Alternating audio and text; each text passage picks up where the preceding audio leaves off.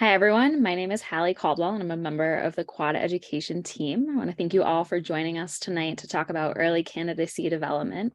We have two fantastic panelists here with us today who work with Quad Education as admissions consultants. They're here to share all of their expertise with you and are truly just wealths of knowledge. And we'll introduce them in just a second.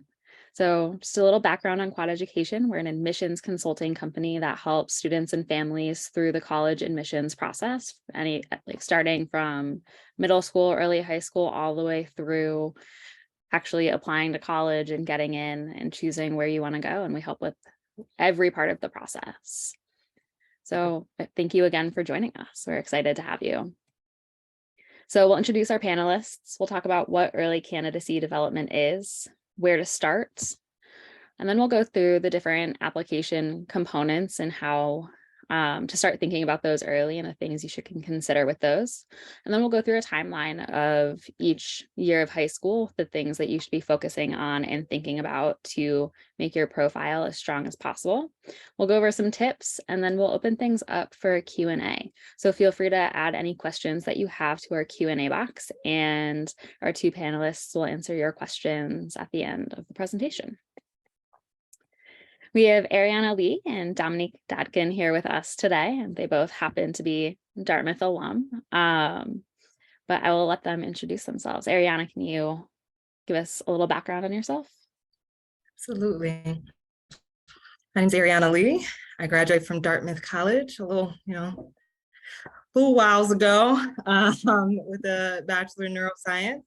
Worked with many students like yourselves and families like yourself with questions as far as, hey, what can I be doing to prepare as early as possible? What's the best way to kind of just plan so that I can get into the schools I want to? So I'm really excited to dive into this topic.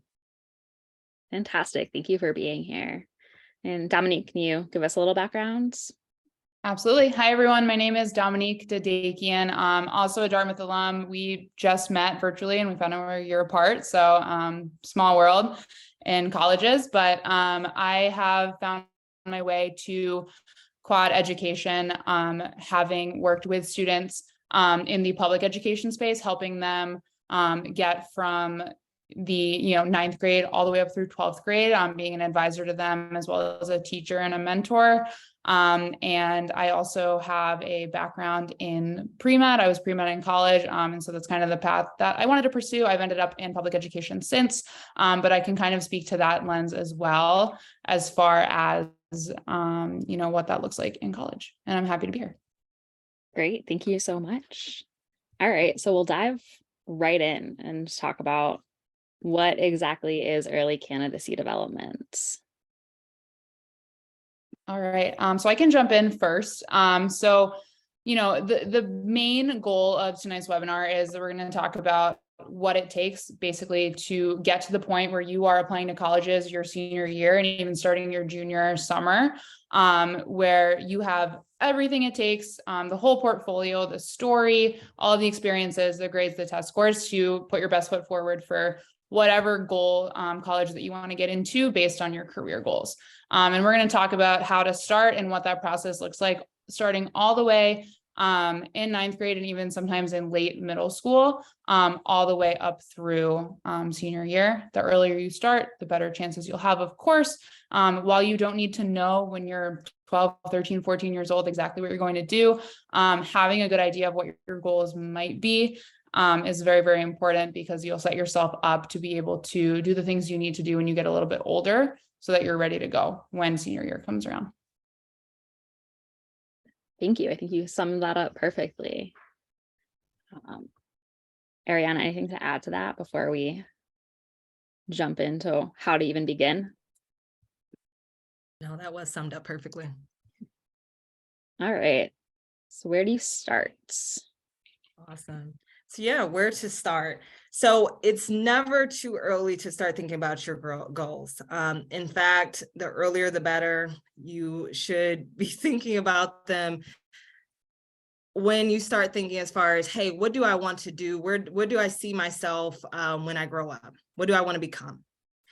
And it's important that you remember that this is not the end all be all. Like Dominique said, like me, I was pre-med as well. It's okay to constantly reconsider regularly, constantly check in and see, is this still the path that I want to continue on?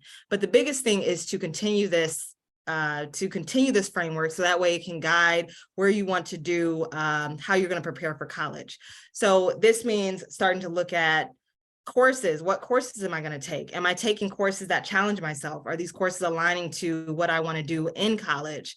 What is my roadmap? What is my end all be all? So I would say the best plan of action is to start this roadmap. Either that's a Google Doc or you're writing it out in hand, but you want to think of, what are the classes? Do I need to eventually get to grad school? Do I need to do particular internships to continue down this path of, let's say it's medicine or law or education, whatever your interests are, you want to start figuring out that framework of where to start. Great. And we can dive into some more specifics to consider while you are beginning to prepare this roadmap and set your goals. Yeah, so just kind of like Ariana mentioned, it really starts with like, what do I want to do? More so than just, I want to go to X, Y, or Z school, or I want to go to college. You're going to college for a number of different reasons, of course, but to ultimately prepare yourself for the next step after college, which is what you're going to do as an adult. And so while you don't need to necessarily know, like I said, I want to be a doctor, I want to be a lawyer, starting to think about what you might be interested in is a great first step. There's a lot of different, personality quizzes, career inventory quizzes, all these different things you can take if you don't really know at all. But I always say a good jumping off point, especially if you are just starting out in high school, or even if you're still in middle school, is just say, what do I like? What do I enjoy? What brings me joy, and what am I good at? Those are two really good starting points to start to figure out what types of careers might be a good fit for you, and then kind of go from there with, okay, well, what do I need to get to this career? What schools might be good for this career? And how do you backwards plan essentially for how to get there? All of that said, a really important thing to set yourself up for success is also to just explore. So when you do end up applying to, say you apply to a school for a specific science STEM program, right? Hey, I want to be a biology major. So you can say why? Well, I actually explored X, Y, and Z things. Here's the experiences I've had. Here's exactly why I love biology. And here's also, a couple of things I did where I realized I didn't like those things. And that's kind of how I came to that conclusion. So being able to speak to those experiences that you've actually tried some things out, and you're not just picking a random school and a random major, goes a long way in the admissions process as well. Absolutely. So something else to consider, your goals, but then also what types of schools are you interested in? And I think that this probably goes hand in hand with what you might want to be or do, but also has an important place in your planning process. Absolutely. Yes, indeed. In fact, once you do decide, and again, like Dominique said, it doesn't have to be, the set in stone. This is exactly what I want to do, but okay, this is what I'm good at. This is what I love. And you kind of figure out those interests, start aligning what schools offer those particular programs, what schools offer, maybe it's a specialization you're interested in.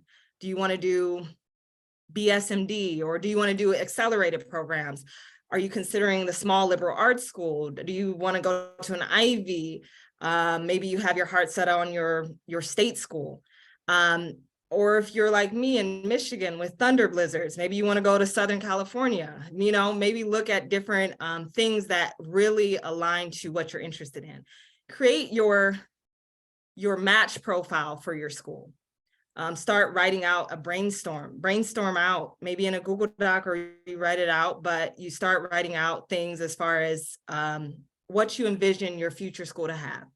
Maybe your future school is really small, or maybe it has tons of people. Just start writing out things that you envision for your future school. That way, when you're in high school, maybe your sophomore or junior year, you can actually start touring some of the schools that you've already created the list for.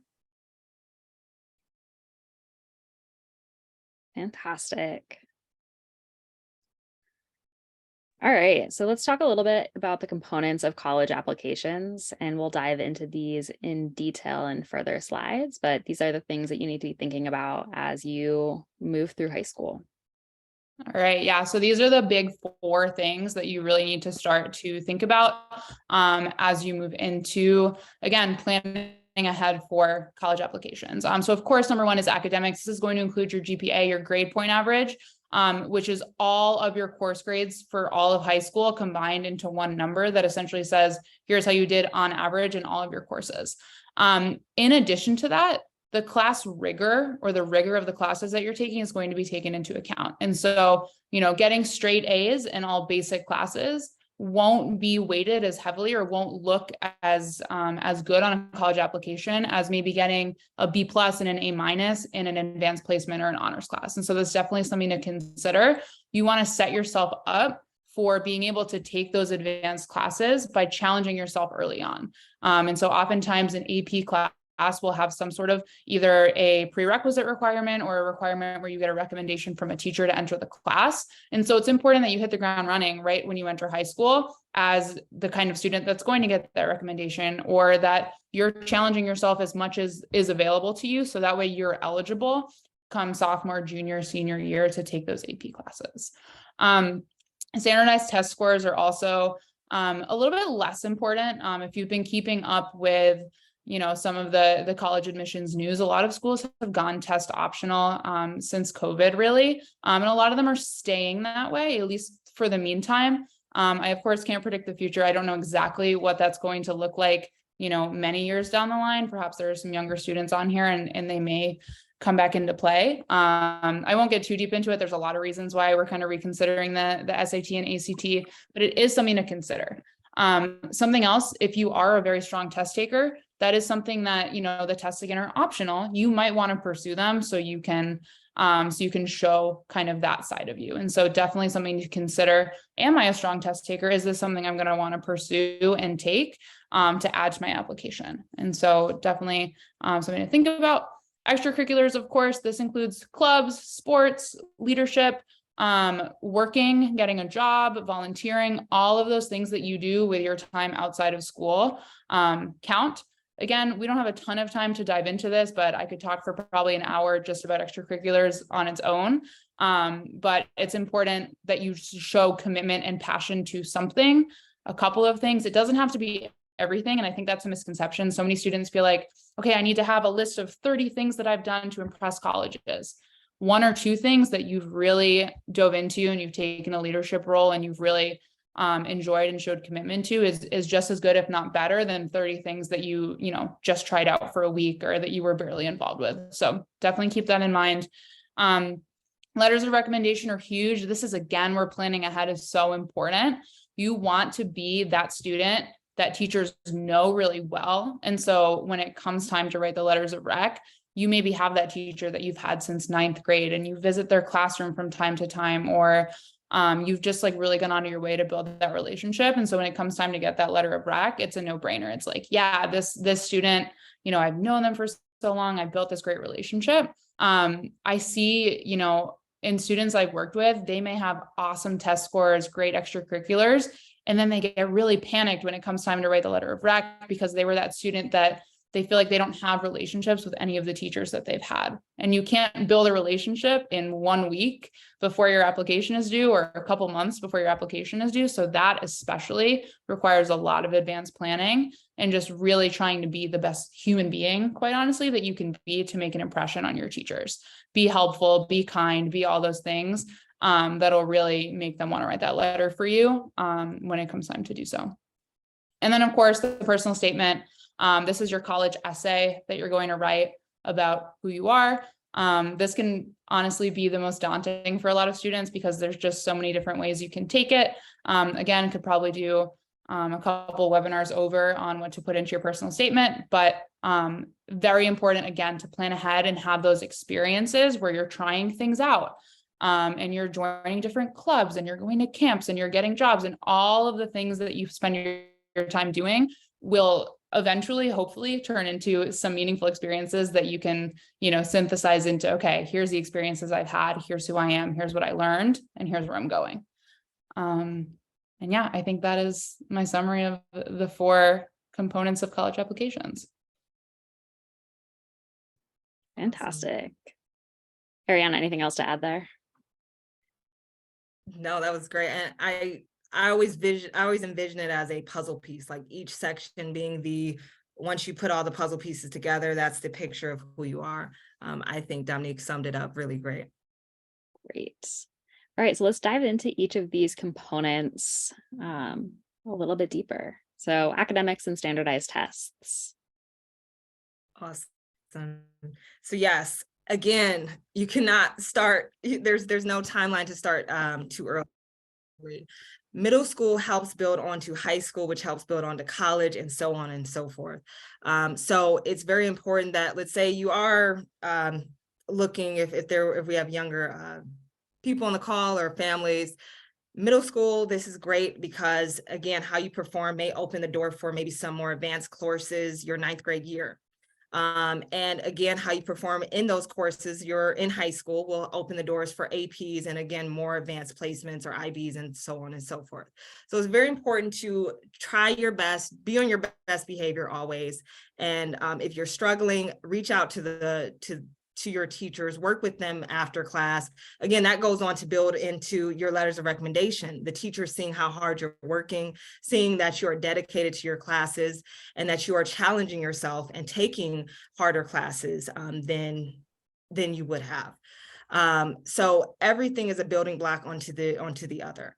And again, if you are taking AP classes, challenge yourself to take the AP test corresponded to it. It's not always required, but it does show that you've gone that extra step to study and prepare for that AP test as well.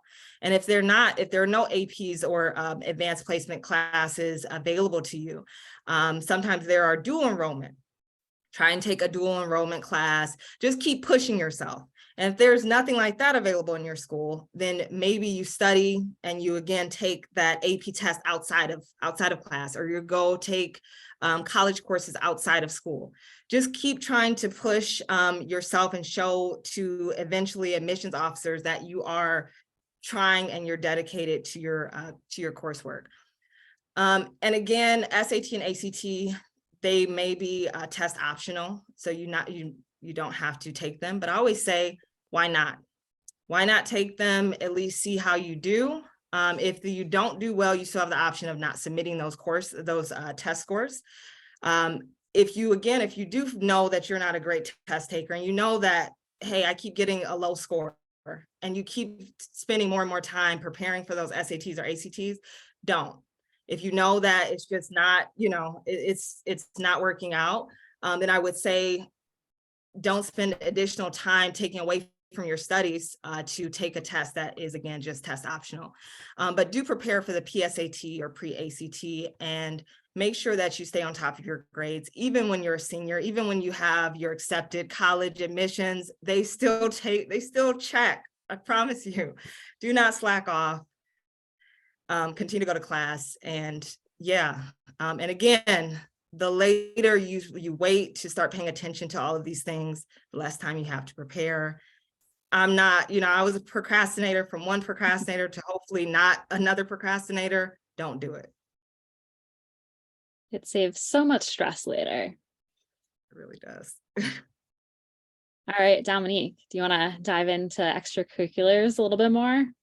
Absolutely. So I kind of covered a bit of this in the summary slide. I'll say it again. I can't emphasize it enough. Quality over quantity. I think this is so hard for students to understand sometimes because it just feels, I don't know, it just feels like there's this pressure to do everything and be the everything person for college admissions.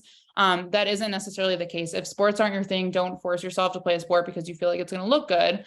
Just get involved with something that you really love, 1 or 2 things, maybe 3, and really just kind of pursue that very deeply. So that's kind of the second bullet point, follow your passions. Leadership experience is huge, but this can come in many forms, right? It doesn't have to be, I'm the captain of the football team, I'm the president of student council. It can very much be, not necessarily so formal. Maybe you are just always that person in class that wants to get a study group together, right? And that's something your teacher is writing about in, your letter of recommendation. Maybe you're always that person in your club that has, great ideas and you run with them and you kind of lead different initiatives within your club, but you aren't the formal president, right? And so again, these are all things that can take kind of various forms. And so don't feel like you have to fit into, one box or another. The other thing here is, again, grades come first. So just like Ariana mentioned, don't study for the SATs so much that your grades suffer. Same thing with extracurriculars. Be careful not to overcommit yourself such that your grades suffer, because that can be really, really challenging.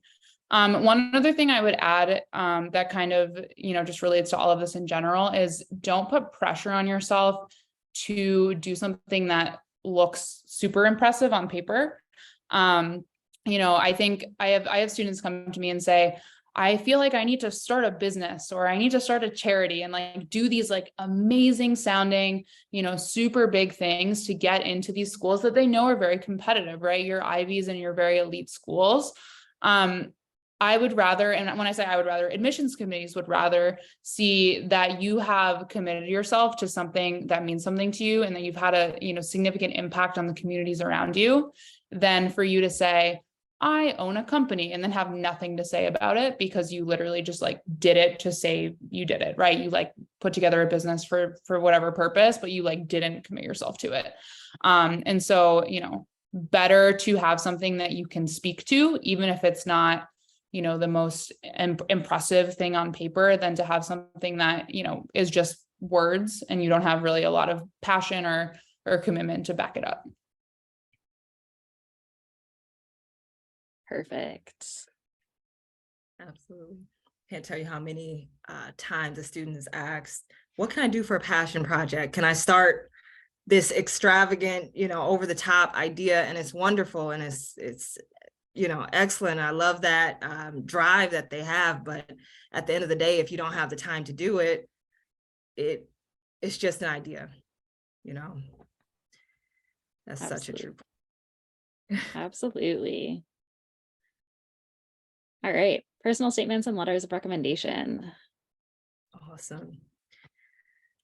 Personal statements. So, you can't, who else can know you better than you, right? So it is very just so important to start planning your personal statement as early as possible. Even if you're not writing it officially, just starting that outline, starting that brainstorming process is so critical. So I wouldn't wait the fall of your senior year to start writing your personal statement.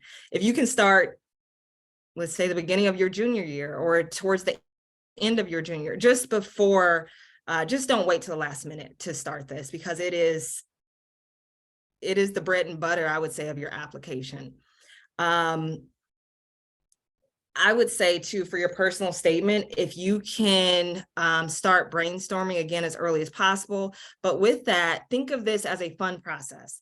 It is introspective. It is almost like journaling for yourself. You're really diving deep into things that you did not think about until this moment. How many people write a 650-word essay about themselves every day? No one really. I hope not. I don't know. But I would say, think of it in a fun way. Start writing it early. The earlier you do write it, the more people that you can get to review it. But you don't want to start too early where you don't get that full culminating experience of who you are. So I would say, I guess the end of junior year probably would be best. That way you just have more time to add the quality to that personal statement. But I would just start getting who your reviewers will be. That way they can start reviewing your essay as well. And then same thing for letters of recommendation. I can't tell you how many students wait till the last minute, the week before an application is due, to ask for letters of recommendation. So you need to really start building the relationships with your teachers as early as possible. Like Dominique said, you want to be nice in class. You want to have your best behavior forward, really, help the teacher out if you can, really show that growth. It doesn't have to be a glowing, I've done everything right in this in this teacher's class. Maybe at first you weren't doing well in the class, but you've met with the teacher, you've been working, you've been developing yourself. And maybe this was a teacher you had in 9th grade who then saw your evolution through 10th grade and maybe is a program director or over an extracurricular that you're doing and can see your growth and report on the growth that you've had. So it doesn't necessarily have to be a letter of recommendation from someone who's only seen the good side of you. It can be a letter of recommendation from someone who's also seen not so great. But as long as they've seen the development, that's what they can speak to. So just make sure you ask your teachers as early as possible.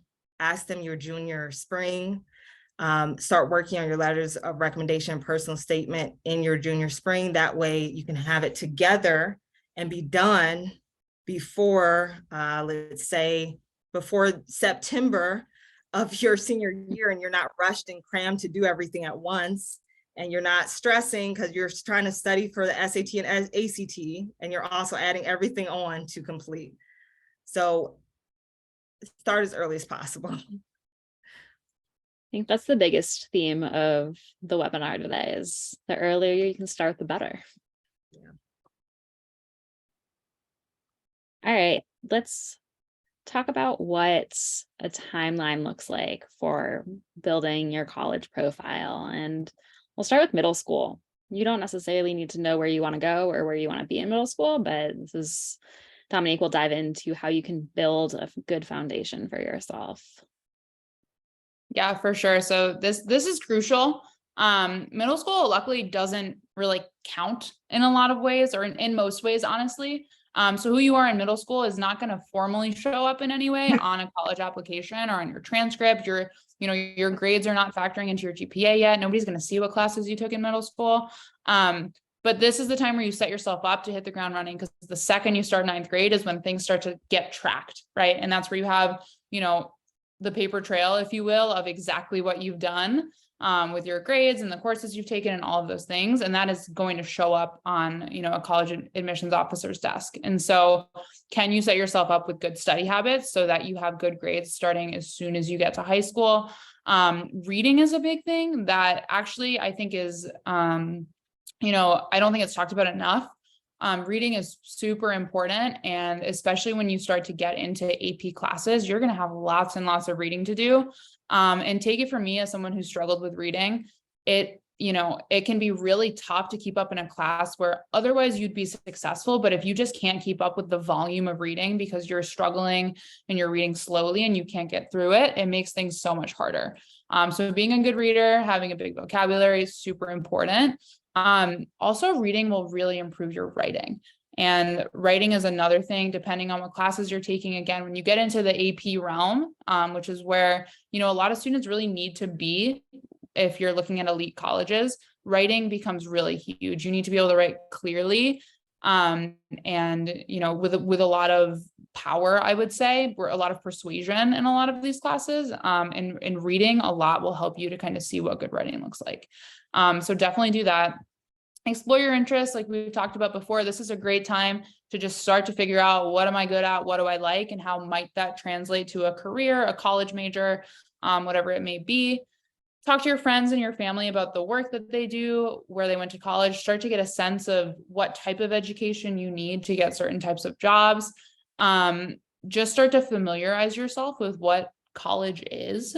So that way, when you have to start making those decisions, you already are kind of exposed. Something I would encourage you to do also is start to have experiences on college campuses if you can. There's, sometimes in middle school, but oftentimes, for sure in high school, there are different summer programs where you can spend like a week on a college campus, or even a day. Can you go to like a conference, or can you go to something where you can spend a day on even a local college campus, right? And you can just see what that looks like. You don't have to travel super far. I'm not saying, maybe your dream school is Harvard, and I'm not saying you have to fly to Boston and tour Harvard in the 8th grade, but is there a place locally to you? Is there a small liberal arts school? Is there a large state school? Are there schools that you can visit just to kind of compare and contrast and start to get a sense of what life on that campus might be like? That way, when it comes time to narrowing down schools later on, you'll already know what that type of school might look like. So it's just something to kind of get ahead on. Of course, get good grades, set yourself up for success. The better grades you get, the better classes you can take in middle school, or the more advanced classes you can take, and you can set yourself up to take higher level classes starting in 9th grade, so you can get further along that pathway. And then the biggest thing that I think is so hard for students, especially anyone here who's in middle school, you probably are already like really dedicated and excited and want to be that top performing student. And oftentimes those students really struggle to ask for help. You're either maybe a student who's kind of taking pride in, having worked hard for everything that you've gotten, or maybe things have come easily to you and then struggling is kind of a new thing. And that happens a lot with students as they transition from middle school to high school. Things all of a sudden get hard. And, some students who everything always came easy to me, I didn't really have to work that hard. That translates into, having to kind of learn different study skills. And so please do not be afraid to ask for help. Not only will it help you get better grades, it also will really contribute to what we were talking about before with like the growth aspect that teachers can talk about in letters of rec. So if you're a student who's struggling in a class, I would argue that it's almost more powerful to have a letter of rec from a teacher that says they were struggling and they did X, Y, and Z things to fix the situation. They came to office hours, they sought me out, they asked for extra help, they asked for extra problems, because that really shows your motivation and your ability to overcome challenges. And so asking for help is step one to showing that growth trajectory, which can really help in admissions processes. So 9th grade and goal setting, this is something that, again, this can be applicable to 9th graders or all the way up to any age. It's important to goal set.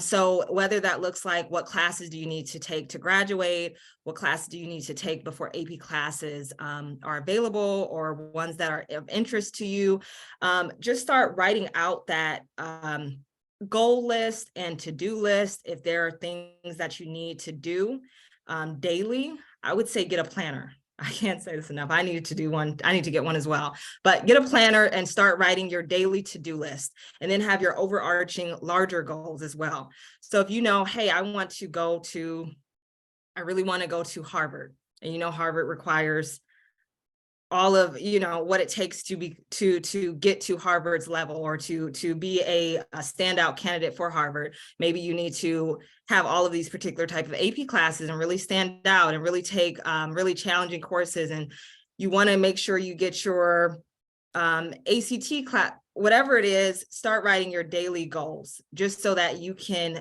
be on top of it, and that you're not falling behind on what you need to do. Start this in 9th grade, and then you will be good as can be for your senior year. For extracurriculars, so this is, again, a great time to kind of explore, see what you like. This is the time to kind of build on things that you were interested in middle school, or maybe found out that you didn't like so much for middle school. This is the time to try out for sports if you are interested in that, or maybe you do want to develop a passion project, and this is the time to do it in 9th grade if that's really what you want to do. Maybe you want to start your own club or do an initiative. 9th grade is the time to do it. Now, just because you're 9th grade does not mean that you can't take on leadership positions in particular extracurriculars, but just be mindful of your own GPA and your grades and what you can handle.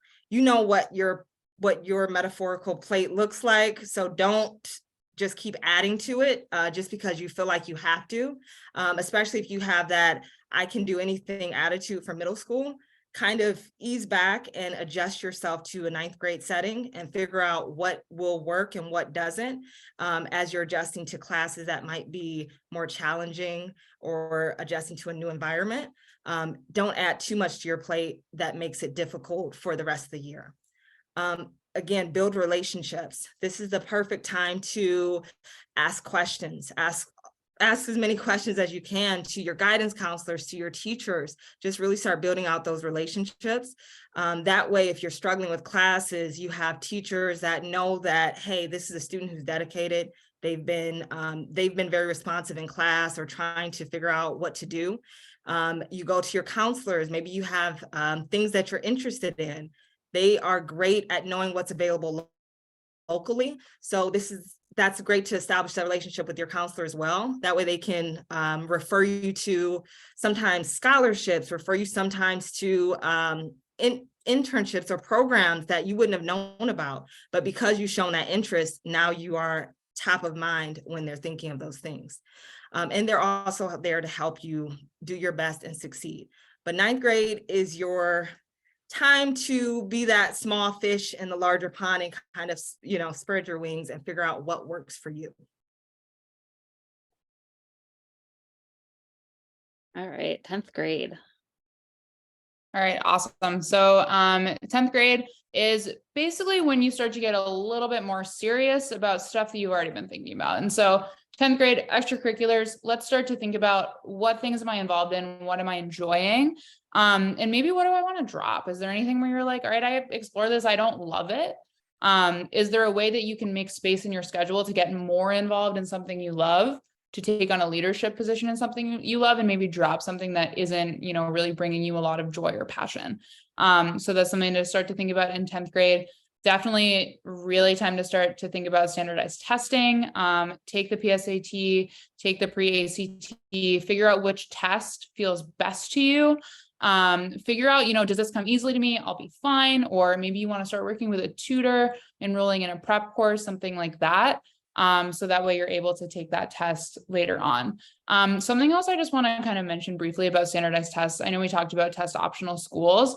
Another good way to kind of show your aptitude and your ability in math and ELA, English, conventions and reading comprehension and all of that stuff is to take these standardized tests. So say you have a couple of grades that you're not proud of, or maybe you haven't gotten to the point where you're able to take AP classes because you got maybe a rocky start and you just, were not ready for that.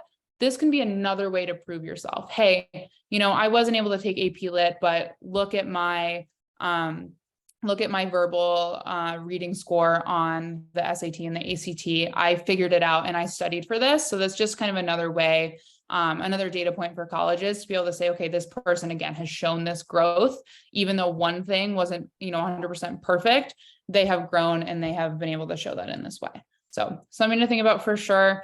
And then again, college research starts to get a little bit more serious. Really start to think about your options. Definitely, again, keep visiting schools locally, keep looking into your local options, and even start to think about, okay, well, maybe would I want to branch out somewhere further away from home? What type of school might I be interested in, et cetera? Because you're going to want to have a really solid idea of where you want to go by like mid-junior year. I have some students I'm working with now on early candidacy development. They're juniors and we're building their college list right now. And so this is the time where you really start to get that locked in. That way, a lot goes into preparing the application for all of these individual schools. So you need to know early where you're applying so you can spend a good significant chunk of time actually building out that application.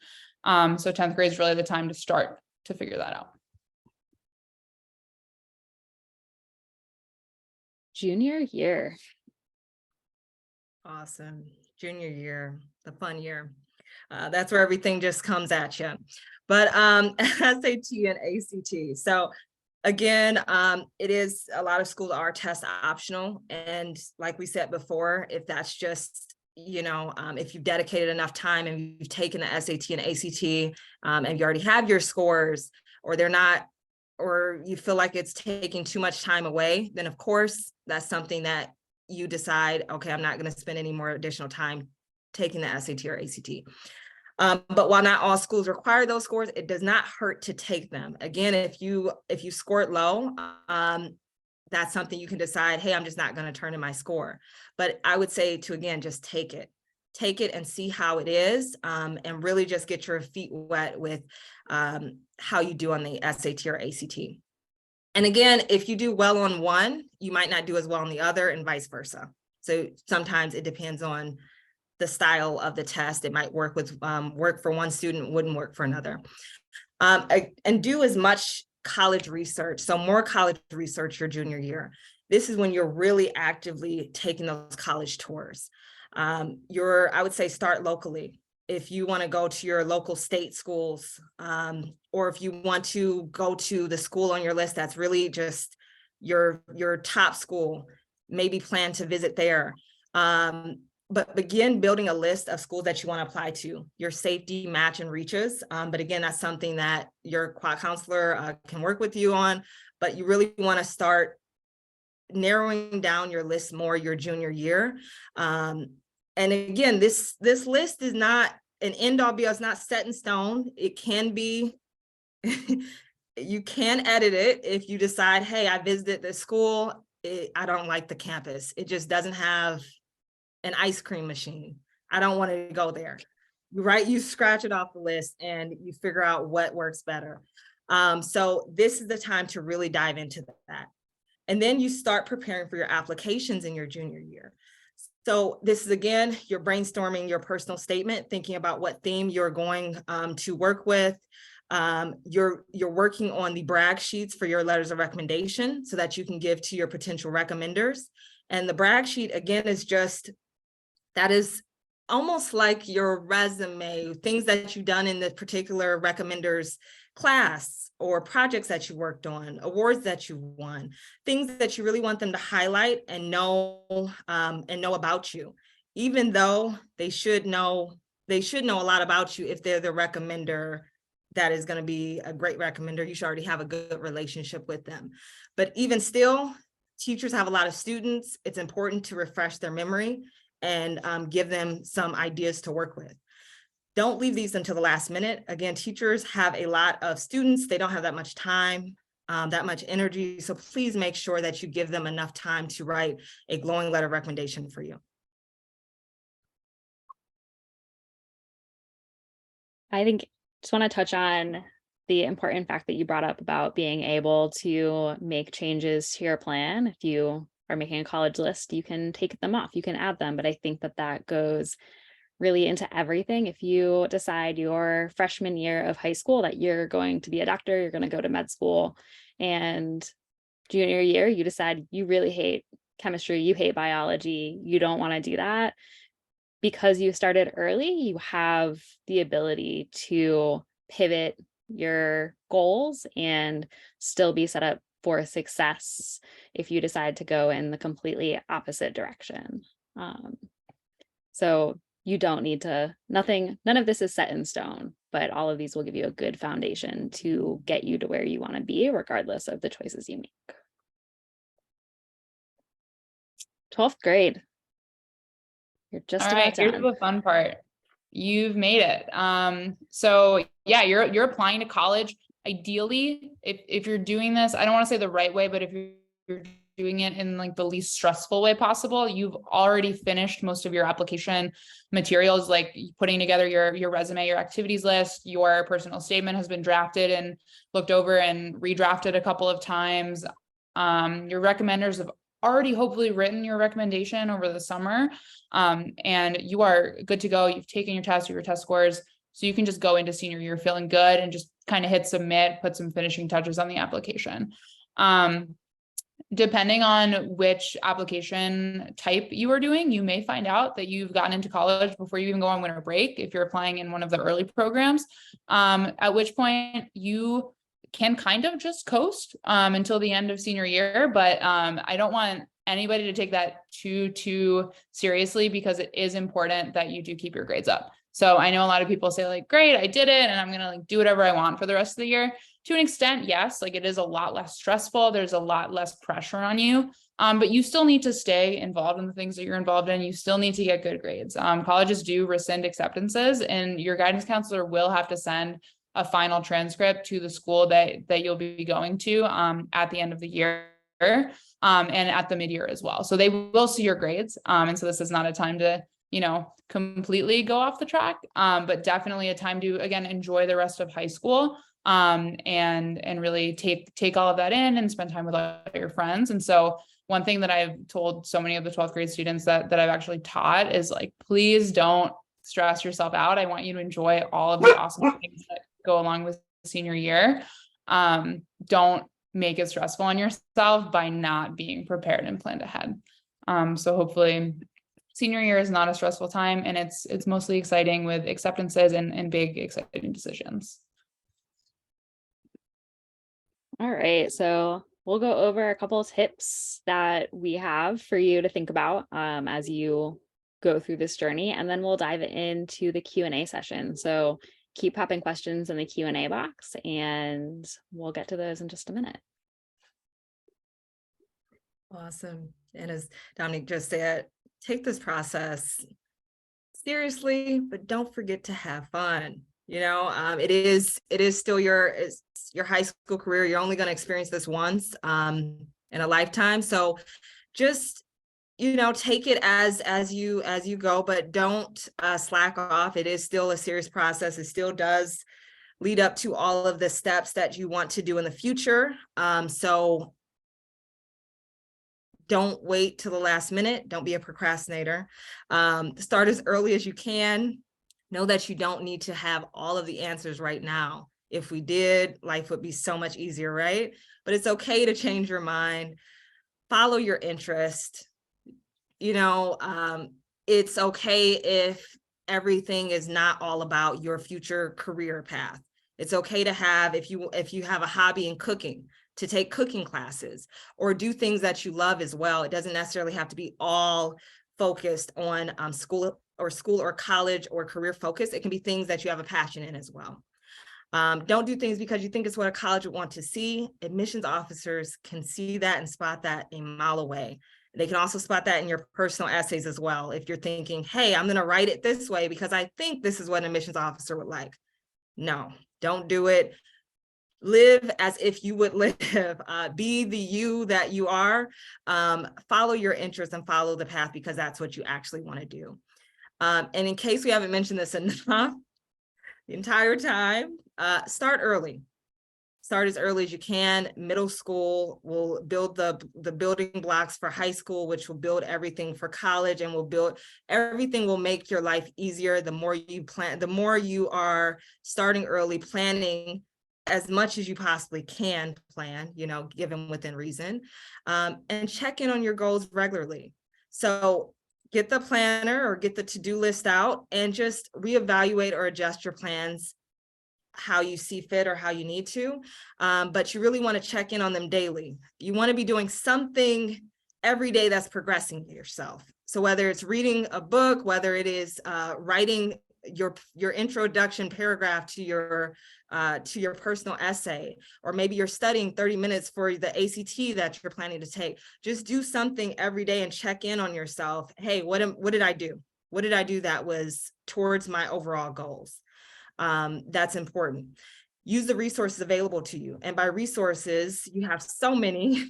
You have us here at Quad Education, you have your counselors, you have your teachers, you have your, even your friends, your siblings, your family, that you can ask questions, ask, hey, what was your time in high school? What did you do? How did you apply to school? Just use those resources available to you. Fantastic.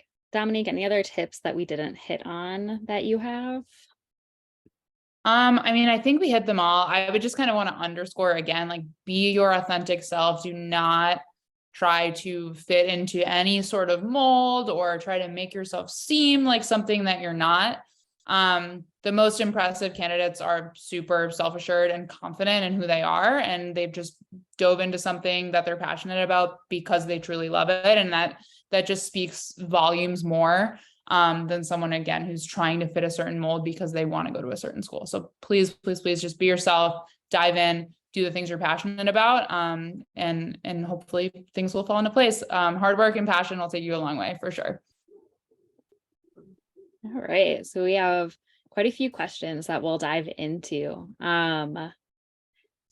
Let's see. So one question that I think we touched on a little bit, but I think that it's worth diving into is when you ask for a letter of recommendation, should you give a template of like bullet points or talking points to your teacher? And Ariana, I think it was you that mentioned brag sheets. Maybe we can just dive into this briefly. Yeah, absolutely. It's not a set format of what you want to give as a brag sheet, but I mean, yes, there are templates available if you do need those, but the biggest things you want to highlight, again, it can be bullet points, what were projects maybe that the student worked on in the particular teacher's class, what were things that awards that they may have won, or things that they've done with the teacher. Maybe the teacher works with them with extracurriculars that they can speak on. Maybe the teacher can highlight their development from when they started and now. I would just highlight a few things. The teacher's ultimately going to know the student the best as far as what to write, but it's always helpful to give a resume as well as some bullet points that could be helpful to add for them. All right, and we have a couple other questions about letters of recommendation. I think we'll just try to cover these in one answer, but how many letters of rec should you be getting? And do you need multiple per teacher? And then should letters of recommendation come only from high school teachers? I can tackle this one. These are a lot of great questions. So first thing, the number of letters of rec is going to depend on the school you're applying to. Typically it's around 3, where you'll be getting 1 from your guidance counselor.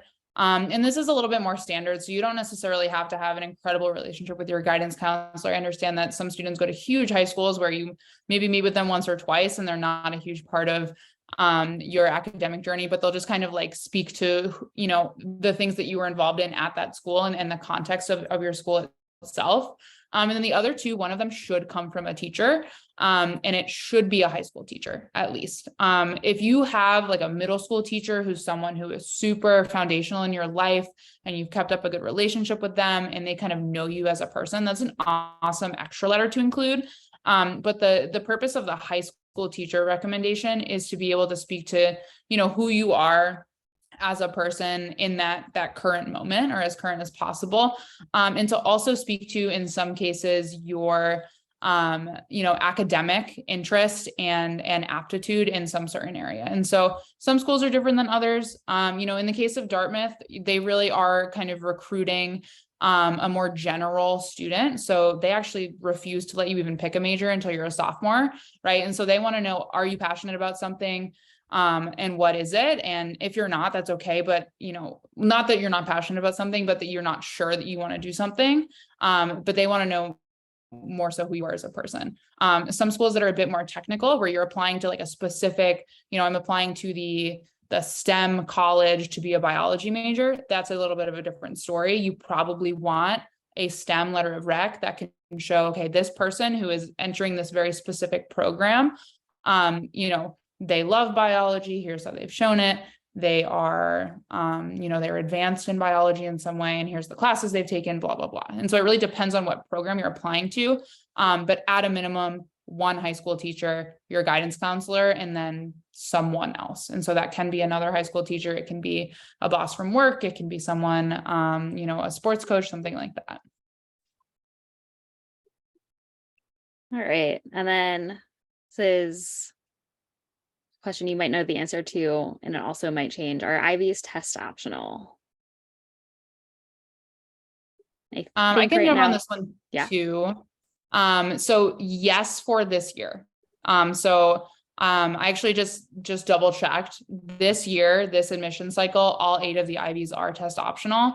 A couple of them have extended that policy out for another year or 2.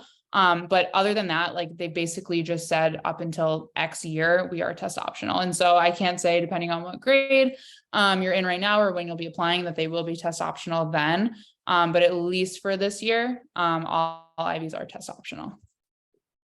All right. And then I guess one more SAT question. If you take the SAT twice, can you choose which score, if one is better, to send, or do you both go to the college? You can choose what score is reported. You can also super score, meaning that if you score it better in one section over another, let's say you score it better the first time on one section and you score it better in another section the second time, you can input it that way as well in the application. So yeah, you don't have to send your score. You don't have to send both scores. You can send the best score. All right. Do either of you have recommendations for the number of AP classes that you should take through high school to be a competitive Ivy candidate?